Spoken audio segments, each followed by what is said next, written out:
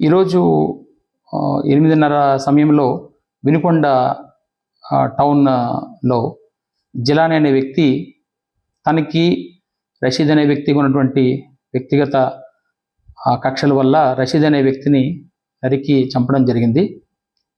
ఇటువంటి చర్యలు ఏమైనా కూడా ఎక్కడైనా ఏదైనా రిపీట్ అయితే చట్టపరంగా చాలా కఠినమైనటువంటి చర్యలు తీసుకోవడం జరుగుతుంది.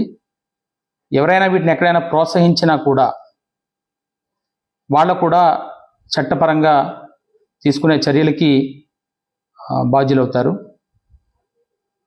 రేపు పట్టణంలో కూడా ప్రజలందరికీ కూడా ఈ విషయాన్ని తెలియజేస్తున్నాము. అందరూ సంయమనం పాటించాలి. ఎటువంటి నేర చరిత్ర ఇకపై కనబడినా కూడా అది ఉపేక్షించడం జరగదు.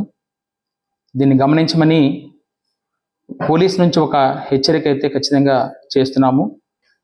దీన్ని ఖచ్చితంగా గమనించాల్సిన అవసరం కూడా అందరికీ ఉందని కూడా తెలియజేస్తున్నాం. 144 సెక్షన్ కూడా అది అమల్లోకి తీసుకుంటున్నాం. అక్కడ ఎవరు ఎటువంటి శాంతి భద్రతల విఘాతం కలిగించినా కూడా కఠినమైనటువంటి చర్యలు తీసుకుంటాం.